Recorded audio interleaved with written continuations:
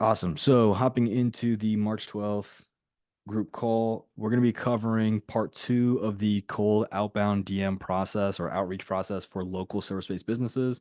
Last week we covered those initial messages. We're gonna kind of come back and cover some of those again just to refresh, and then we're going to jump into how we kind of go through the conversation. So, uh, they reply. What do we do from here, right? So last week was how do we get them to actually reply. This week is going to be how do we actually carry on the conversation and push to a close. If the close fails, pushing to the ultimate downsell of social media. So I'll go ahead and pull up my whiteboard. If you guys have any questions along the way, interrupt me, tell me what you are stuck on, and we'll go from there. So this is going to be part two, carrying on the cold conversation. Make that a little bit bigger. Oops. There we go. And we'll stretch this out. All right. So last week we basically covered the initial messages. So initial messages are going to be how do we actually engage with these individuals in a way to where they are going to want to respond. If we look at what professionals will tell you, for example, Alex Hormozy is a really easy one to reference because a lot of people know that individual. They're going to tell you that typically you're going to DM 100, ignored by 80, 20 may respond, 1 to 3 lead or convert. Okay. We can even say like become lead. So these numbers are not really ideal, at least, not in my experience, or not in my not really the best numbers, right? These numbers are going to be significantly better when you apply the ultimate downsell. So ultimate downsell, I'm going to give a 30-second run on it. That way, in case you forgot or in case you're still not using it, hopefully this will be buried into the corners of your brain. If you DM 100 people and you convert 0%, how many people have you converted? 0. Okay. When you're starting out, you may get lucky, but most of the time your conversion is going to be pretty low. It's probably not going to be 0. It might be for the first 100 DMs, but if you're cold calling, hopefully it's not 0, but it's probably going to be 0. It's probably going to be 0. So again, if you DM 100 people and now let's say 20 respond and you convert 0%, you have 0 clients. Here's the catch. When you use the ultimate downsell and you push these people to your social media is now retargeting 20 people and they're retargeted. That is why we use the ultimate downsell. Because again, if you're not doing this, I'm trying to make this really painfully clear. This 0% is not going to be obviously, like, you don't want to have a 0% conversion rate, but it's not about what's optimal. It's about what's realistic. So if you have a 0% conversion rate and you push those 20 people who reject you or deny you to your social media, which we'll cover a little bit because that's going to be towards the end if you're getting just flat out rejected, that is where that comes into play. So just to reiterate, if you are doing DMs and your social media is not put in place, I'm not saying perfect, I'm not saying you've gone viral, but if your social media is not put in place, this will be a waste of time, or you'll be working 10, if not 20 times harder than you need to be. Okay. Social media needs to be put in place. Last recap before we move on. Relationship over revenue. If it is abundantly clear that you're trying to take the lead home on the first night, it is not going to work out well for you. How many other times do you think guys have hit on the hot girl at the bar? It's not going to go well. So relationship over revenue if you want to get revenue. And if you focus on revenue, not only will you have no revenue, but you'll have no relationship either. So initial messages. If you are in say so university, which you guys are on the call, I'm going to send you this training right now. And I'll put it in the chat to tell you guys, give you guys a little reward for coming to the call. That's going to be in the group calls. I can actually, or the group training. So let me go ahead and move that right now. But I'll just give you guys that link. That is going to set you up really, really nicely. If you scroll down, if you look on the side, you can see there it says 17 more ways to outbound pitch. I'm not sharing my screen on purpose because this is private to say it's university. If you click that, there's 17 ways to initiate cold DMs. There is minimum 12 exact scripts, and then there are 1, 2, 3, 4, 5 variations of how you can implement those scripts. So there you go. People who come to the group calls, I see people are hopping in the dock. If you come to the group calls, you're going to start getting presents. You're going to start getting early access. So relationship over revenue, those are your direct messages and or those are your direct DMs. And if you guys have questions about them, you don't have to keep it secret. I'm just not sharing it on the screen right now. So you can still ask questions about it. You guys see a video on this later this week. So initial message, how do we avoid read not, what is it? Read didn't respond, read didn't respond. I don't know the exact verbiage, but you got ghosted. They didn't reply, right? They saw your message, didn't reply. You're going to use those 17 outbound ways, ideally the first 12, and then the next 3 kind of show you different ways to deliver it. So you're going to use those outbound ways to kind of initiate that conversation. So you can see some of them are specific to reviews, some are specific to a certain asset, some are specific to if they're doing something wrong or incorrect. So there's different scenarios. It's not all the same. So I don't want to focus too much on those, but you avoid read, didn't respond, or read, no response, however you want to phrase it. RDR, RNR, doesn't matter, right? You're going to avoid that by getting to the point with value, no offer, or minimum offer, minimal. Any questions on this point? And again, I'm going through that quickly because we covered it on last week's call and because I just sent you guys that training. Any questions on that? I'll give you guys like 20, 30 seconds before we move into the reply options. Can you hear me, Alec? Yeah, what's up, Grant? So what I've been doing, obviously, I've been doing like the free website upfront offer, and I know because you've been teaching like to be like straight up with what you're trying to offer, but also like be more value based. Mm-hmm. Like I was thinking about maybe switching it up to where it's all like relationship based. Yes. Like, but I'm So not. look, I'm if not you have quite that sure. doc open, look at the number 2 option. So you're saying like you said you're website based right now? Yeah, just a free upfront and then 97 a month. And Okay, so what are they doing wrong with their websites typically? I'm personally finding ones without websites, or I'm finding Google websites that are getting shut down. Okay, great. So let's go with the Google websites that are being shut down just because that's going to fit into the second bullet point really easily, right? I notice Okay. your insert what they're missing or doing wrong. I notice you're using a Google business website. I don't know if you're aware, but I wanted to give you a heads up that they're about to shut those down, which is going to immediately cost you money because it's going to prevent leads from finding you, right? Now, more vomiting, I would definitely find a shorter way to say this. What you can do to fix it is you can start migrating to this type of a website and you can do it paired with this or that for 97 a month. I hope that helps. Wanted to give you a heads up before it caught you off guard. Let me know if you have any questions or if you wanted me to do it for you. So that's kind of like Okay. where you would initiate that that value up front, right? Mm-hmm.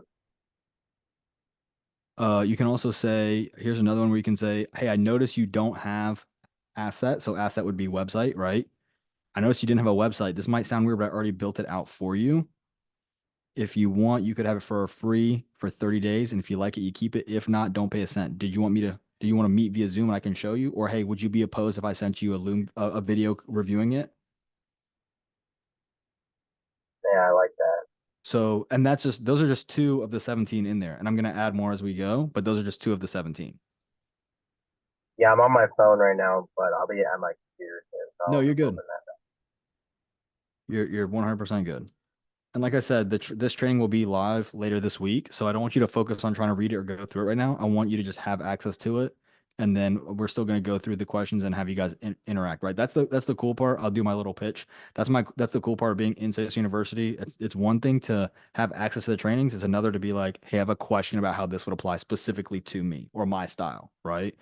So if you're watching this video later, you're watching the recording, you're not in Sales University. I'll put a link below. Join. You can ask me 1,000 questions. I think we spoke for like 30 minutes before I started recording. So I answer every question beforehand and then any questions on this while we're recording. So that's just my little quick spiel. We'll get back into it. But these are essentially another one you could do, and it depends on like how aggressive you want to be and who your industry is. You can say like, hey, bad news, XYZ. Here's what you can do to fix it, provide value. So look at bullet point 12 grant when you open it. Bad news, you don't have XYZ. Here's what you can do to fix it. Straight value, right? If you give, Yeah, I cannot tell you guys how many, I don't know if you guys saw, but I've been engaging like really heavily in the high level group. And I had like over, I'm trying to estimate like modest estimate would be at least 80 people DMing me. I think it's closer to 110. I had 80 people DM me. And because I was giving a lot of value, like the free trainings, I'd probably say about 10 or 15% were like, this is a lot of free stuff. Like, what can I do? How can I support you? What can I do to give back? A lot of people want to reciprocate value, right? And the value, and I've had more people who they'll get linked to like cool things, and then I'll get a DM 3, 4 days later, and they're like, holy cow, this has so much value and so much help. Like, I almost feel bad. Like, what can I do? So, like, they will still reciprocate it once it sets in how much value is there. I've had some people who go, I had a guy who I had a one-on-one call with for onboarding. He said, I said, yeah, like how'd you find the group? If I don't mind me asking. He said, oh, you helped me for free in a comment section 6 months ago.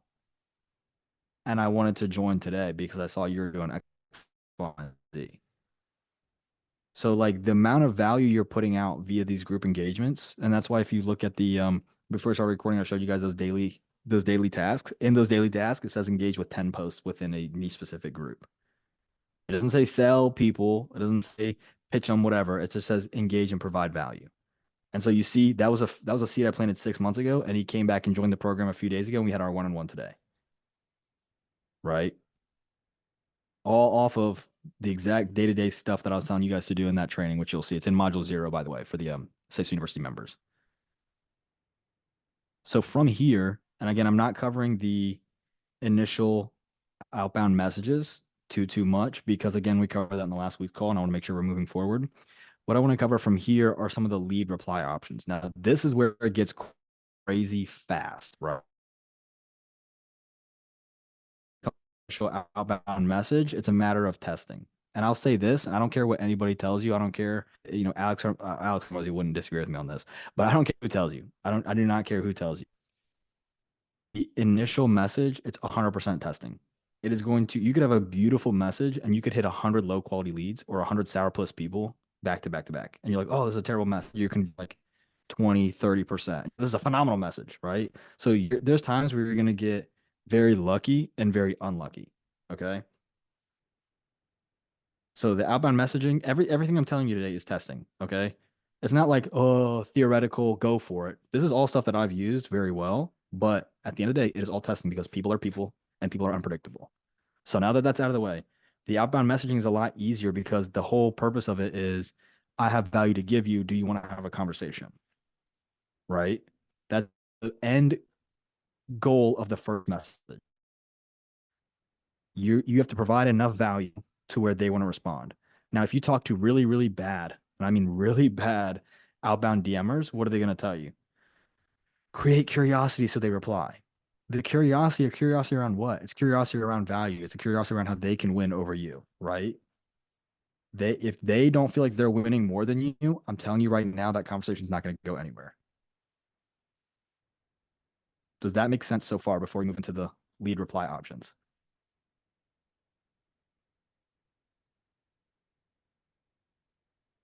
Okay, cool. Moving forward. We're going to start with the negative. And again, if you are not used to um, these group calls, or if you're not used to my style, I always start with the more negative and I go to the more positive because I'd rather you be prepared for real life rather than somebody inflating you with a fever dream and then you're like, oh, it didn't go that way. And then your coach gaslighting you and saying like you messed it up somehow, right? We don't do that here. So lead reply options, negative. Who is brave enough to say I've gotten a negative response on an outbound DM before? You can just raise your hand, or if you can share it with us, that'd be even better. But who's gotten a negative response before on an outbound DM? Even an outbound, maybe, I don't know, email or call. I'm going to stick with DMs for training purposes, but anybody have a negative response from a client or a prospect? Honestly, not negative, but a very stern no. Okay, what Like does that stern no look like? just like no, like all caps. We don't need a website. Don't ask, like kind of thing. Okay, so what we do with negatives, number one, no response at all. Okay. Uh, there's three responses that we can handle. Okay. We're going to, you're either going to get a negative reply, rejection, or you're not going to get anything, right? Depending on the messaging, you need to reply intelligently, you need to reply respectfully, even when they're not. And you need to make sure that you are, this is going to sound really corny, especially if you guys know me. You need to make sure that you're protecting your mental health when you're doing this because you're going to get a lot of rejections and a lot of no's. There's a challenge called it's like rejection therapy where the goal is to be rejected every day for I think it's like 30 to 100 days. Has anybody seen that before?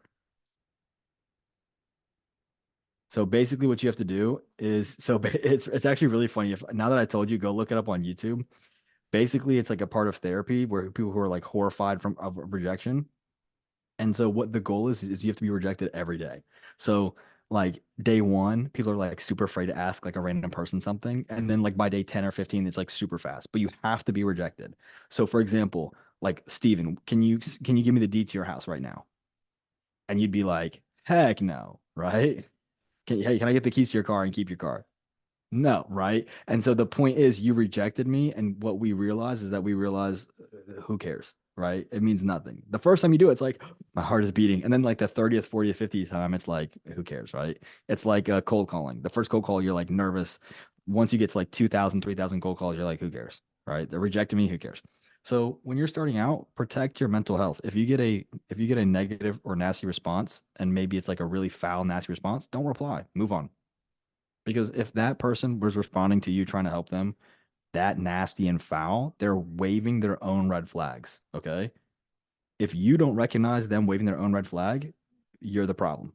Okay. Because we can't change them. You can change you, but you can't change them. Right. And I would know I get DM'd every single day by people seeing me engage and like, oh, we can help you. Like a lot of people who want to be a part of the process. Especially what's funny is as you get more successful, I'm not saying I'm super successful, but as you get more successful, more and more people will reach out to you because they want to hop on your coattails. Okay. I get DM'd every single day with offers. I'm never disrespectful. Okay. So if somebody's disrespectful and because you're trying to offer them help and they don't see that you're trying to help them out the same way that they probably try to help other people out in their business, right?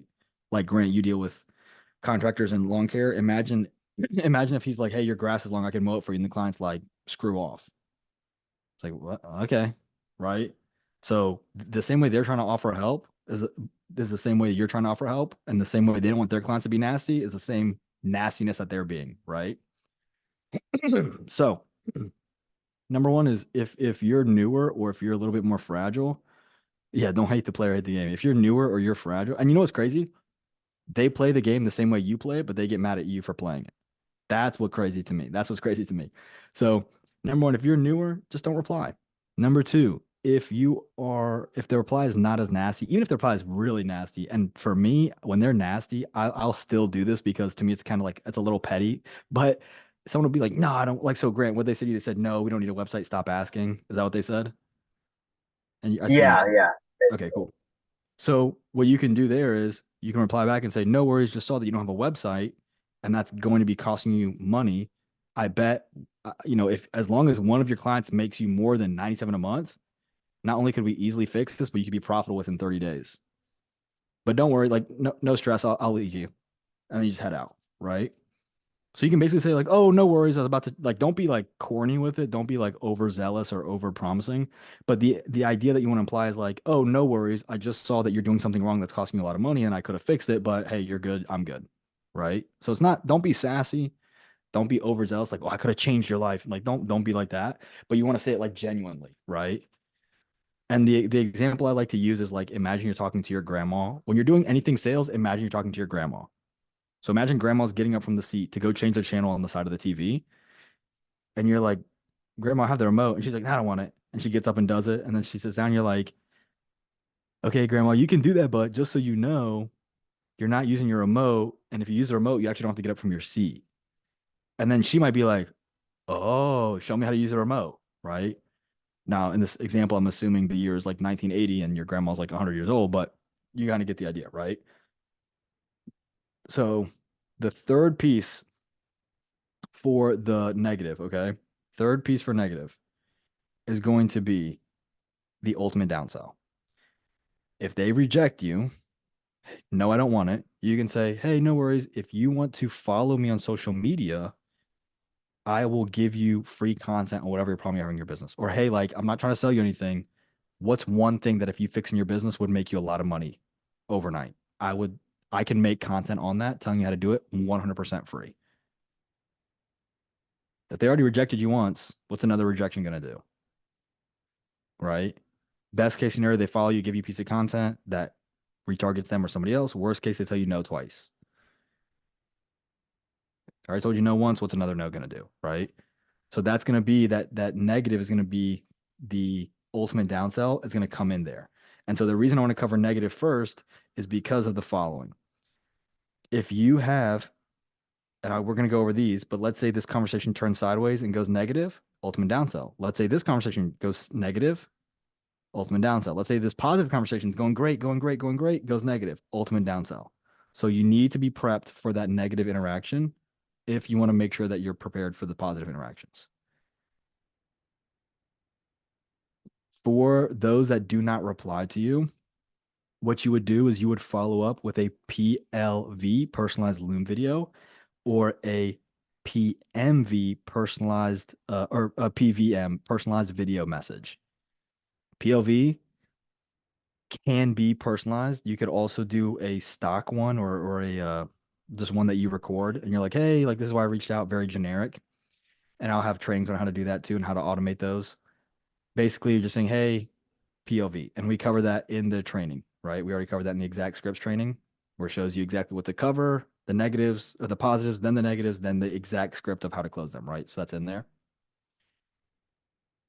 And then a PVM, personalized video message, is you literally sending a selfie video just saying, "Hey," and you can use the same one every single time where you can record it specifically for them.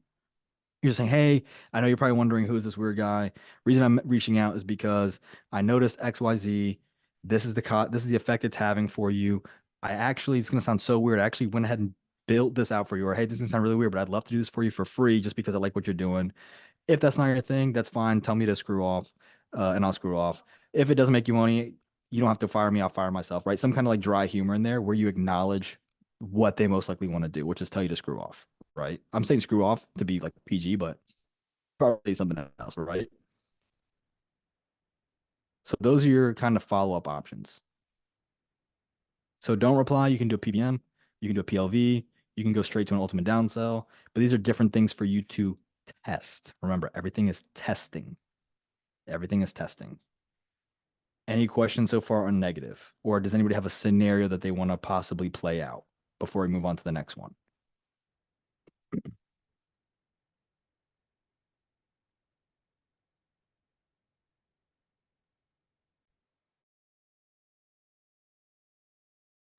All right. Moving into questions, confusions. The lead sometimes will be like really slow and they'll be like, they don't know who you are or why you reached out. Okay. So they'll basically say, like, "What do you do?" Who are you? Right? They'll try to usually what the leads will do is they sometimes will try to take control of the conversation. This is an example of it. So they're like, why are you reaching out to me? Like what's happening? They're a little confused, a little discombobulated, if you will.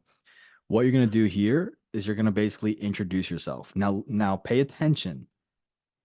The first message is not an introduction, right? I've only given one scenario out of like 30 situations in which you could start with an introduction. And that was a challenge we did last July. That wasn't even like an actual scripting. Okay.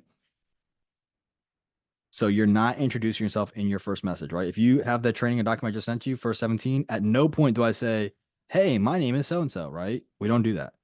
Now, when they question you or they're confused as to who you are, then you would explain what you do and you would direct to your profile. What does the social media profile do?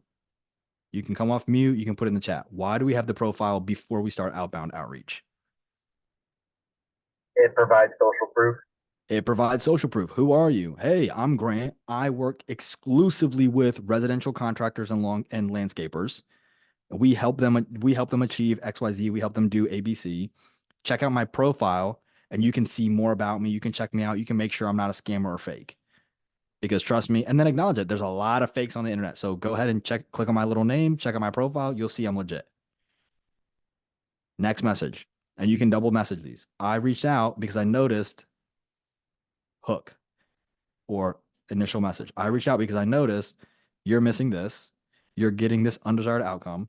You have low metrics in this regard, whatever the case may be, whatever agitating point you want to like put under the microscope. You want to maximize, right? And then from there, you would move directly into the modified close, which we're going to cover today as well. So that would look like, let me see, I'll use one of the examples I used already. Hey, I noticed that you're using a Google business website. Want to give you a heads up that those are about to cancel. What you could do is you could go over here. This is going to make sure that you're not losing any money. Hope that helps. Let me know if you have any questions. You want me to do it for you. Who are you? My name is Grant, and I work exclusively with residential contractors and landscapers. We help them build websites that convert, in parentheses, because websites don't actually convert. You can check my profile to see more about me. I reached out because I noticed you're missing X, Y, and Z, and that's probably causing undesired outcome. I noticed you're using a Google business website. What that's going to mean is in a few months, you're not going to have a website at all, and that's going to set you behind quite a bit. And then what's the modified close? We'll cover that in just a minute.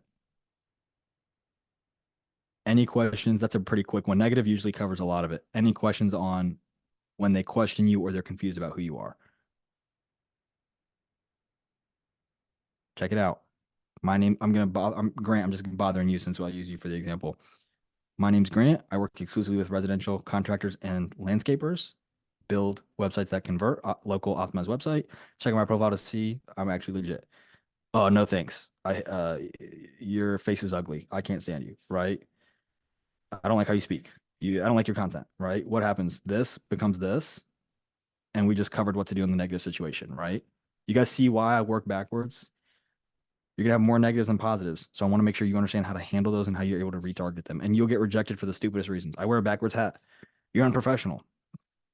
Okay, bye. I don't care, right? The stupidest reasons you'll get rejected. Any questions on when they question you or they're confused by you? Questions or confusions? Nope. Okay, bluff. You guys will probably see this in especially male dominated fields. The lead wants the bluff bottom line up front. So they'll say, usually what they're trying to do is they're trying to figure out what's your pricing. And then if you aren't cheaper than happy hour mojitos, they're going to leave you. Okay. And I'll show you how to handle that. Has anybody seen this before? They're like, what's your price? They just try to interrupt you. They try to take over the conversation. Just give me the price up front. How much is it going to cost me? Yeah, I've had that a few times for sure. Okay, cool. What you're going to do is you're going to do, I don't have a name for it yet. I'll make one up, something corny, but essentially you're going to do the exact same thing that the mechanic does every time you take your car into the shop. Every time you take your car in the shop, what happens? You go in there to like get an air filter replaced, and what happens? They're like, oh, the whole motor's dead. And you're like, what? Right? There's always some like additional issues. And what they do is they overwhelm you with how much needs to be done, and then they underwhelm you, or at least use that to justify the pricing. Okay. How much does it cost me? How much is it going to cost me? Okay, well, here's all the things we're going to do. Boom, boom, boom, boom, boom, boom, boom, boom, boom, boom, boom. Right? That's a lot of stuff. And then from there, you're going to come in and you're going to say, depending on what you want or don't want, the price can range from X to Y, which is typically why I like to ask questions to ensure that I'm only achieving certain results for you that you want and I'm meeting the budget that you have. Okay. And if you are looking at the document, I give you an exact script under the H2 title. It's called Bluff. You'll see it on the left hand side. You can scroll down, highlighted blue. So it's going to be Bluff. Bottom line up front. I give you an exact script of what to say. So they want the bottom line up front. They're trying to handle the conversation. Now, I don't want you guys to get confused. This is not a manipulation tactic. If I said whoever comes to me is paying me 500 a month, that would be really ridiculous because what if they just want to ask me one question? Or what if they need a whole slew of things, right? Now I'm losing money on the guy who wants everything, and I'm charging way too much for the guy who wants very little. So just like when you go to the mechanic, they have to look under the hood to learn more and give a fair price. Then, based on the budget, and we'll cover this going into next month, based on the budget, you're going to remove certain things. So you never lower your price for your package. You remove parts of the package to lower the price. If you go to the grocery store and you're like, $300 is too expensive for groceries, they're not going to be like, haggle me. They're going to be like, put some stuff back and the price goes down, right? Same thing for you guys. So when they're doing that bluff, it's probably like they're busy, whatever. You can acknowledge that they're busy. You can acknowledge that they probably reached out to a bunch of people, and you'll see there's some scripts where you can address that. But essentially, you need to explain that you need to look under the hood. And I even put in there that would be like if you pull up to a mechanic and he gave you a price before even looking under the hood. You'd be pretty suspicious of that, right? Right? We're using questions, and we're going to cover that in the step 5 training, which is going to be towards the end of this month and next month. You're using a lot of questions to get them to see what your point, to understand the way you're thinking. But I mean, think about it, right? I'm asking questions that you would agree with. You'd be suspicious if you went to a mechanic and he quoted you before you even got out of the car. You'd be like, how do you even know? So they're trying to get control of the conversation or get what they want out of it, and you have to give them an alternative. Now, if you're doing so Grant, if you're doing the fastest way to your first 25 clients and you're trying to just do like no setup fee, 97 a month just to start and launch as fast as possible, what you would do there is you would overwhelm with value and then you would drop your pitch for your price. So we're going to do this, this, this, this, this, this, this, this, this. Here's how it makes you more money.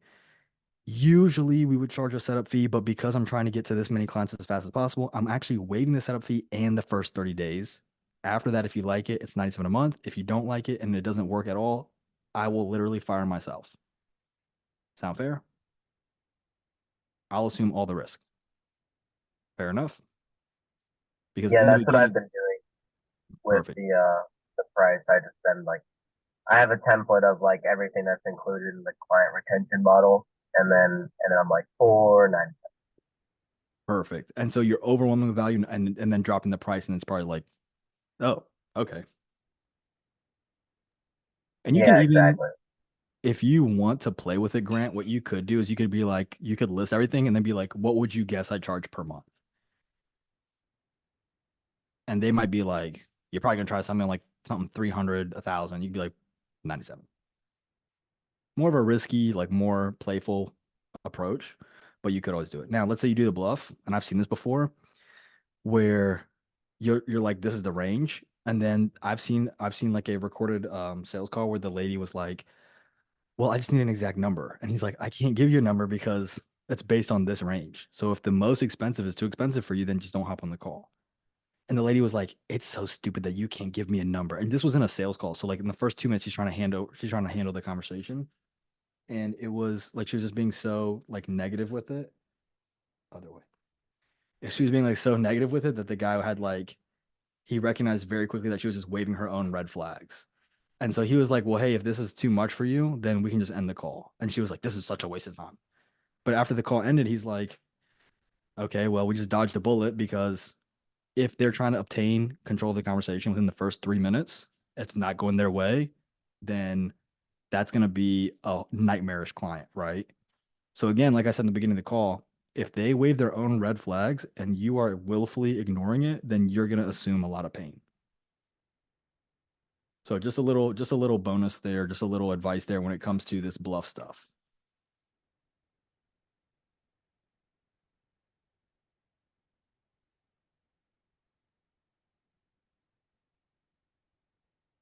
Any questions there?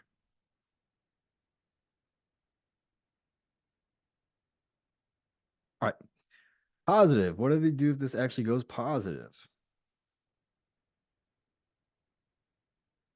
So positive. Client responds positively, then you need to bridge your offer or their question to the modified close. And so you're going to do it by giving value around their problem. So I think, Grant, were you the one saying like you do it, you want to provide value or you're trying to keep it value oriented? Yeah, I haven't tested it yet, but I feel like I don't know. I want to try it like that way. Yeah. So once you go into the modified close, which I'll show you guys in just a second, you're going to, the way you bridge the gap from their interest to you closing is by providing a lot of value around their specific situation. So if you know their situation, like Grant, if you know like you're dealing with websites, then it's really easy for you to jump into providing value because what's the topic going to be on? Why you need a website, right? If you, Yeah. if it's a little bit more all over the place, then you have to go into the modified close. So maybe if it's more of an advanced offer, you have to go into your modified close. So the modified close, and this is in module 5.2. So if you go to the folder 5, ultimate closing methodology, 5.2, modified close via DMs, you're going to see the script is also in the training that I sent you guys, but the one in the script is there as well if you want to go straight there. Modified close. Where are you currently? Where do you want to be? Why aren't you there or what have you tried to get there? Value on how to get there, and then push to a meeting, and then there's some considerations. So, uh, if you want, Grant, I can keep pestering you, and we can go through like a mock example, or I can just say it out loud to myself. I know I keep bothering you. Yeah, no, go for it. Okay, cool. So, just go through a hypothetical, like maybe it can be something you've heard recently, or whatever, right? So, current. So, what is the current status in your business? I would say something like, okay, Grant, and we'll use your example, right? Hey, we have a website, whatever, blah blah blah. Let's say you're like, I'm interested. Okay, cool. Catch me up on like what's going on. Tell me about the business, what's going well, what's not going well, what you like, dislike, everything. Catch me up. And so you can give me like a quick little makeup, blah blah blah. Business is steady through third parties most of the time. We miss a lot of our clients though because we can't answer the phone all the time, and we're not very technical, so it's kind of taken us a while to, you know, fully utilize the internet. Okay. So from here, he's giving me a brief example. Now I want to dig a little bit deeper because we need to tie his situation with the emotional pain points. So a lot of people will tell you, pull the emotion out of it. I'm going to show you how to actually do that. The way you do that is you pull out quantitative data points, metrics, numbers. Then you cover how those directly impact the business. Then you cover how those results impacting the business indirectly impact their life. And it flows very naturally in conversation. So, Grant, we'll do a speed round. How much money are you currently making a month? And revenue, Yeah, just like a fake number for your real estate, for your contractor client. oh, do about six 15K. Okay. Are you happy with that number or not happy with that number? Not necessarily because we have a lot of costs, and so it's not very profitable. Okay. So profit margin is what we've identified as the weak point, right? So now we need to figure out the direct impact of metrics. So Grant, with those low profit margins, why, like, how is that negatively impacting the business? Like, why is basically, why are low profit Um, margins bad? And it sounds so stupid, but you want to phrase it in a way that's like, we're trying to pull this information out. Like, why is this metric bad? we don't have a lot of excess cash to reinvest after expenses. Gotcha. So you're kind of stuck at like a stagnant point, so to speak. Yeah, just pulling like slight profits, and then everything else is just covering expenses, no excess cash in the business. Gotcha. So if like something big happened, then it might not be able to cover it. It could put you under, right? Yeah, we've had a rush, like people giving us checks and stuff to do payroll and things like that. So yeah, definitely no, we couldn't survive. Gotcha. So, and very quickly, what I want to say is some people, if you're like listening later, you might be like, the clients don't open up like that. Yes, they do. The minute that they start talking, they don't stop talking. It's crazy. I've had people tell me the most outrageous things that I won't even repeat, but they will go all in, like how this affects like every part of their life. It's like way oversharing, but that's what you want. Okay. So now that we've understood the metrics and how that's impacting the business, and assuming Grant is the business owner, I can be like, okay, like with you having low profit margins and that kind of like pressure on your shoulders, like how is that like would you say that's impacting your personal would you say that's impacting your personal life or would you say that's impacting like once you go home, does that still bother you? Would you say that's impacting marriage, family, right? So you don't want to go like you don't want to bombard them, but you want to figure out like how is that impacting you outside of work, right? So I'm trying to give you different question variations. So Grant, with those like I don't know, restating it. So from what I understand, you got lower, not ideal profit margins. I want to put them down. Your profit margins aren't ideal. It's causing you to be a little bit job to job. Like how is that impacting you yourself? Because that's got to be a lot of pressure, right? Yeah, I have two kids and a wife, so and I'm wearing all the hats in the business, so it's just a lot, even when I'm back at home. And Yeah. if I had excess money and better profit margins, I could hire out. Gotcha. So from now, what we're going to do, we've identified the current situation. We're going to move into the desired situation. So if we know where his current metric is, we know how that's impacting the business, and we know that's impacting personal life. The next question is going to be, where do you want those three things to be? And it starts back at the beginning. So you're currently at 15K a month. Your profitability, let's assume profitability is like 10 to 12%, right? Ideally, what would you want your revenue and profitability to be within, let's say, 6 to 12 months, realistically? And we have to say those numbers because some people will be like, I want to be a millionaire. And you're like, okay, calm down, Scrooge McDuck, right? So, where realistically do you want to take your business in the next 6 to 12 months when it comes to your revenue and your profitability? I'd say a good 25 grand at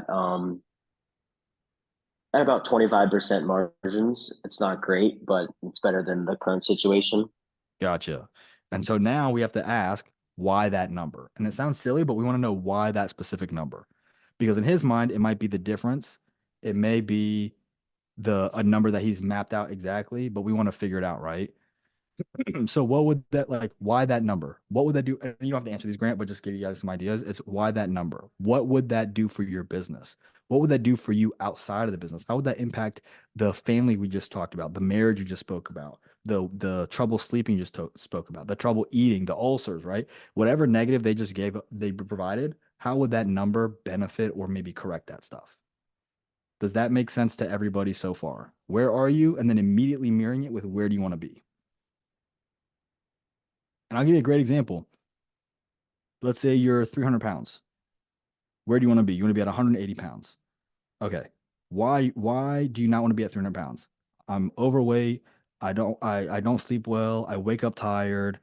I don't like how I look. People bully me, right? And I'm trying to use an example that anybody can relate to, not just contracting. Where do you want to be? I want to be, below 200 would be crazy. I've never been below 200 since I hit puberty. Why below 200? Because that's, I think just that's a clean number. Being below that, I think I'd feel better. I think I'd look better. What would that do for you? I wouldn't get bullied. I'd have more confidence. I'd fit, I wouldn't have to shop in the hefty section, right? And I'm not talking badly about overweight people. I'm just trying to use an example that more could relate to, right? So then next question is going to be assigning responsibility. So if I'm talking to Grant, I would say, now that we've identified the current and desired states, I need to figure out what the gap is between the two and what you have done to figure out how to close that gap. So I'd say something like, Grant, what have you done in the past to try to get to those goals? And Grant is going to reply with one of two things. I've never tried anything because I either don't trust people or because I haven't had the time to do it, or I've tried business in the past and I had a bad experience with them. Would you guys say that's about fair for your two options of assigning responsibility? And if not, what do you think is maybe a third or fourth option? I'd say those are probably the most common, and then obviously they can't find good people around them. Gotcha. So, and then the question would be if they can't find good people, like what have you done to find good people, right? And then it's the same thing. I tried Yeah, this, it didn't work, or I haven't tried anything because I've been busy, or I haven't changed what I've been trying, it's right? pretty. Yeah, it's all like relative. Right. So from there, once we want to understand what they've done in the past to bridge the gap. So what that's going to lead to, again, this is all in the DMs. What that's going to lead to is they're going to say, well, I tried this or that. So for example, if you're trying to pitch SEO and you skip this step and you're like, oh, here's what we're going to do, and you skip the assigned responsibility, they're going to be like, I tried SEO in the past, I'm not doing it. Bye. I tried paid ads in the past, I'm not doing it. Bye. Right. This is the example I use is if you date women and a girl cheats on you, are you gonna write off women altogether? Some people would. I'd say most people probably won't, right? If you're looking for a wife, you got to kind of get back out there, right? If you're looking to scale, you kind of got to get back out there. So one SEO agency ruining it is the equivalent of one, I don't know, woman cheating on you or breaking up with you, right? So some people might be scared or nervous to get back out there. I don't care how manly of a man they are. I see it all the time. But you need to make sure you're asking those questions beforehand. Otherwise, it's going to look really awkward when you look just like their ex or when you act just like their ex. So figure out how their ex acted in terms of the agency itself, right? And then you need to figure out what went wrong and why it went wrong. And then you need to explain how you're different and better. That's the whole module one, right? Antithetical claims, antithetical positioning. I'm different and better because, right? So assign responsibility. The idea is to ask what they did in the past to do two things. Number one, not do exactly what they did or exactly what they hated. And you have to explain why it's different. Number two, you're subconsciously reminding them that they cannot do it themselves, right? Because if I say from here to there, oh, I can do it, and they go, oh, well, I could have done it I can do it myself. Well, hang on, you just told me you tried it and it didn't work. So what are you going to do differently? Does that make sense? Okay. Yes. I think I have two bullet points here. This needs to be 4.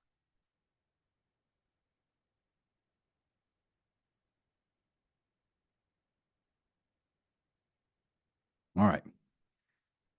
So next, once we've understood, we need to kind of prove that we are who we said we are. We need to prove that we know what we're doing. So from here, it's going to be a matter of providing value around the topic. Oh, I see a question. Hang on. What would you do when you get a positive reply, but they change their mind and don't want to hop on a call anymore? From there, I don't know why my mouse is killing me right now. It goes from positive to negative. And then a negative, what are we doing? I probably wouldn't do a no reply. I'd probably do a PLV. I'd probably do a personalized video message. I would probably do an ultimate downsell. You can do some probing, but I wouldn't do too much probing because then you're going to come off as desperate. Even if you are desperate, you don't want to come off as desperate.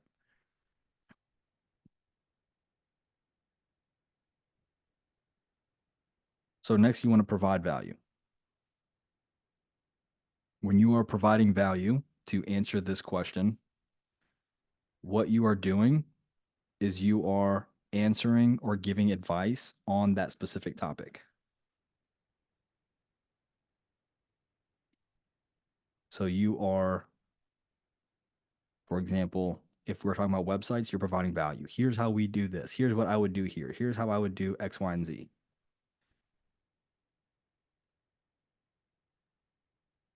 So you're providing value. I would provide them with a quick 2 to 5 minutes of just straight game, straight value, straight fire.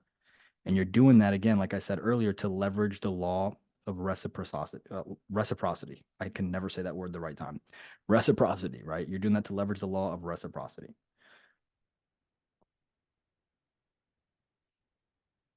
So you're trying to give them value, and then you want to start pushing to the call. As you push to the call, in providing value, you're probably going to have an idea of whether you can help them or not based on what they tell you. If you can help them, then you push to that meeting. You want to push within 24 to 48 hours max, ideally, if they're warm. If not, work with them, but ideally within that first 1 to 2 days. And then within that meeting, you're basically giving them two options. We could meet this time at this day at this time, or this day at that time. What works better for you? Hey, if you want, we can hop on a call and I can cover exactly how we're going to do this more in depth. So the value leads into the call. So you're providing value 2 to 5 minutes. Hey, I respect your time. I could talk about this forever. If you'd like, I'm busy, you're busy. Why don't we set time in our schedule?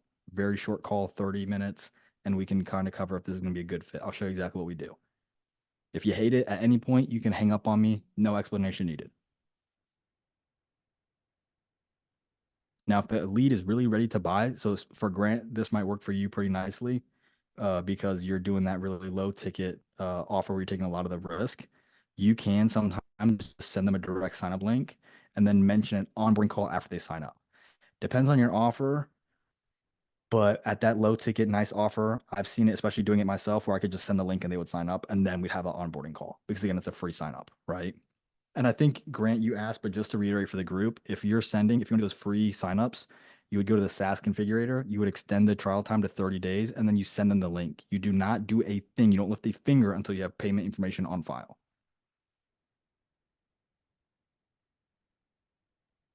Yeah, I configured one for that offer. Say that again. I configured one of the SaaS nice, plans nice. for that offer. Yeah, and the SaaS plan is really nice too because they have it now to where it's you can have You multiple can do plans. Yeah, you can do a bunch of them now. Yeah, I yeah. didn't even notice that until today. Yeah, I noticed that the other day when I was looking at someone's training. I was like, oh, that's pretty cool. Yeah, because I would always just do the low ticket and then upsell and like during nurture, like while they're using me. And then so I'd always just up the price in the Stripe account. Gotcha. So once you push to your call, let's look at a few considerations. The push to the call is going to be what we cover in the following weeks when we go into the sales conversation, but some considerations.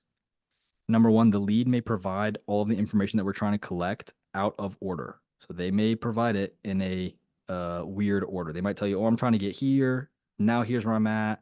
This is what I tried. Or I tried this, trying to get here. This is where I had, this is where I'm at now. It didn't really work out, right? So they may provide that information to you out of order.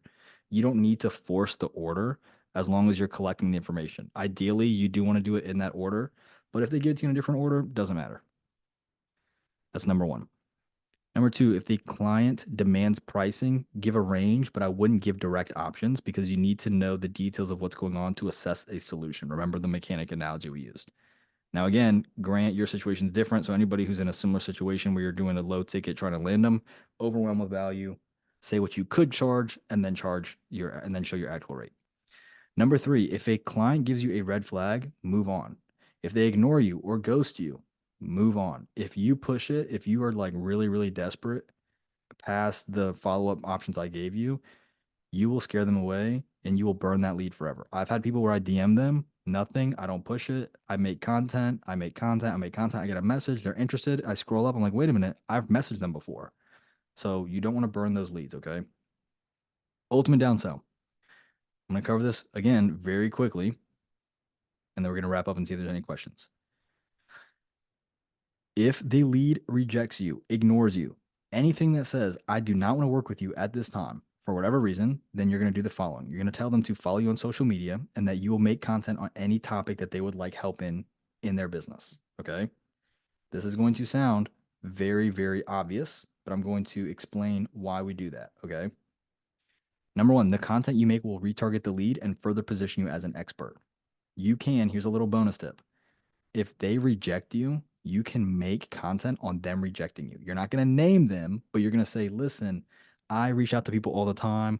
They don't understand that this is a huge issue. Let me show you why not having XYZ is costing you money. It's not only not making you money, it's costing you money. And then you can go into your content, right? So then if they see that piece of content and they're like, oh, that was about me. It's a nice way that you can retarget them without burning, like following them up like 15 times, right? Number two, if the lead does not, or if the lead gives you a problem, but they don't follow you, then the content that you gather from them, the content idea, it's going to retarget other followers within that niche. Because again, niche problems are niche problems. That's why you need to niche down. Number three, if the lead follows you but does not consume content, then it doesn't matter because you gain more niche followers, which is going to give you more social proof. More followers equals leads are more likely to follow. If you have 100,000 followers, what's one more? If you have 0 followers, that first follow is pretty hard to get, right? And again, if you got rejected once, what's one more rejection? And again, turning followers into clients for your digital agency, that is in the YouTube doc, or the blue folder, the light training. And what you're going to see is you're going to see the exact social media content to make. So most important takeaway, it's in the training doc that you guys have, but I'll reiterate your vowels: A, E, I, O, N, U. And here is why. Yes, that's corny. It hurts coming out of my mouth, but I don't care. A, agitate the problem. U, understand the situation. E, educate on how to resolve the problem. O, offer to bridge the gap between where they are and where they want to be without touching the minefield of what they didn't like or tried before, or how you're going to do it differently. I, invite to a call where you can discuss how you can do this. And then if you need to, downsell to push to social media. So you're either inviting them to a call or inviting them to your social media. Any questions? Because we covered a ton of content. We covered very loosely read, don't reply. We covered very quickly social media, downsell, ultimate downsell. We went more in depth on the different things that a lead could say to you. And then we went a little bit in depth on the actual inbound closing process. So I know there's a lot of content. I'll have a training on this that you guys can follow along. You guys have the video. So again, if you guys are coming to these group calls, you're going to get the training documents before anybody else. Any questions on these? Not the, we can cover the read, not replying, or read, don't reply, but any question on the lead reply options and how to handle those?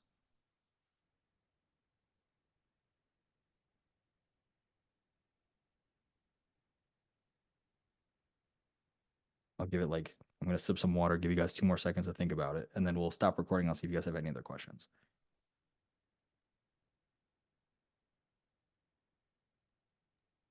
Oh yeah, with so with Facebook, when you do the whatever the link to your page downsell, Mhm. I was just wondering, like, I feel like they don't really react to it that well. Yeah, Like, they just might I mean, not. I think on Instagram it's easier So what just you because the are you content's right there. yeah, are you asking them about issues you can make content on? Yeah, and I just feel like those kind of people in that industry, they don't really like, they're like, what, a video on what? You know what I mean? They're just kind of like, I don't know. Yeah, so it may be the way you're framing it. It may be that the IG people are a little bit more intelligent or tech savvy. Uh, Yeah. so I would try framing it different ways and seeing the response. So for example, I'd say something like, I wouldn't even allude to the content yet. I'd say, hey, listen, I get you're not interested, perfectly fine. I'm a random person on the internet. Like I wouldn't trust me either. Can you give me one problem you're having in your business right now that I can fix for you, or I can show you how to fix for free? And if Okay. they, Yeah. I think that would resonate a lot better. yeah, and if they go, here's the problem, then you go, okay, cool. I'm gonna make a video just for you. Don't worry, I'm not gonna put your name in it or anything weird. I'm gonna make a video just for you explaining exactly how to do this. Make the video, send them the link. That's what I would try.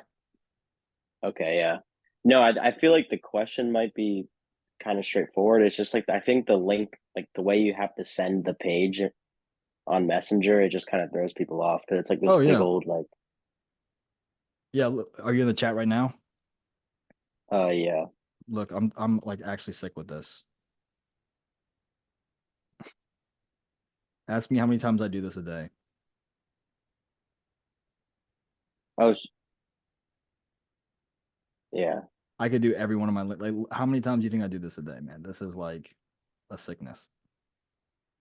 Yeah, maybe because when I do it, it sends like a whole picture of my of my of my Oh profile yeah, picture, and yeah, it does that to me too.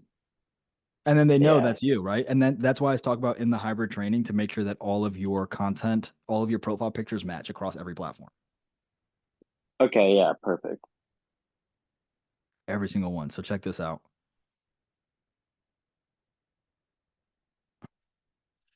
Oh, yeah.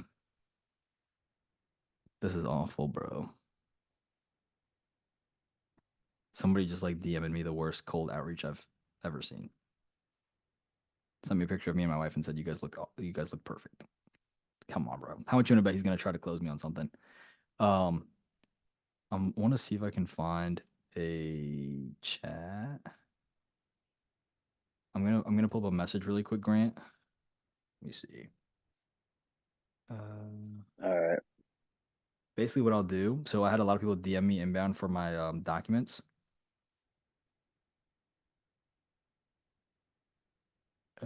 Well, here, this one's pretty good. Let me share my screen super fast.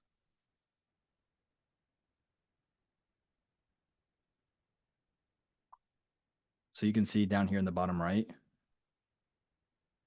I my YouTube, and it puts my whole face like that. Yeah, that's what I feel like. Yeah,